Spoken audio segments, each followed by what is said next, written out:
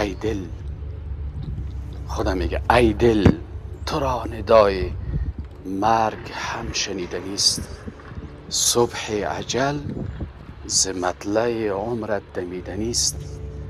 بر تخت ناز و بالش ابریشمین مناز، زیرا که از این جهان تو به کلی بریدنی است.